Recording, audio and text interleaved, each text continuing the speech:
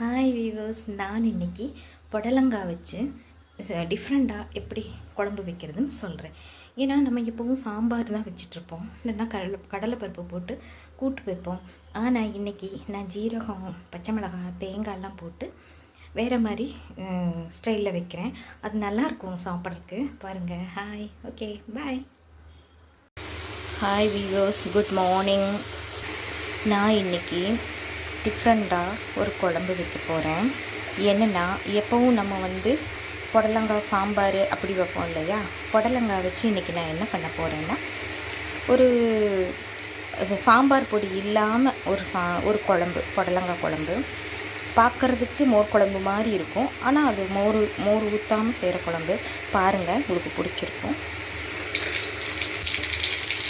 கடுகு போட்டாச்சு,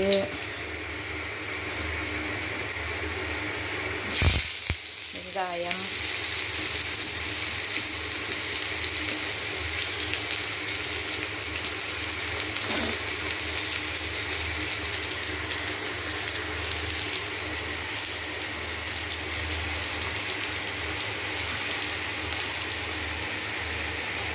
மசாலா, இதுக்கான மசாலா அரைச்சி வச்சுருக்கேன்.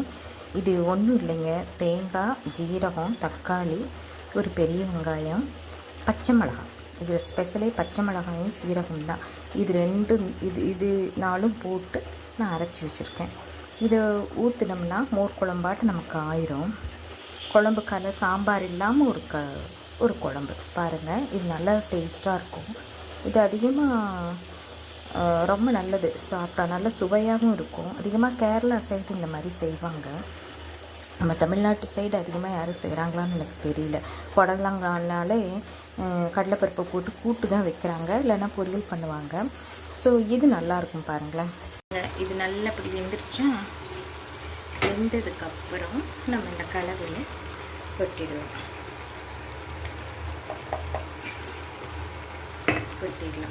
பாருங்கள்,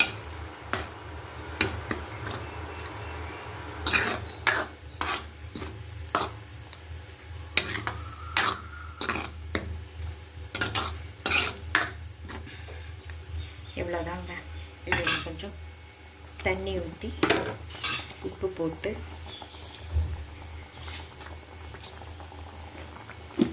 இன்னும் கொஞ்சம் இதெல்லாம் கழுவி தண்ணி ஊற்றிட்டோம்னா இந்த குழம்பு ரெடி. புடலங்காய் குழம்பு ரெடி.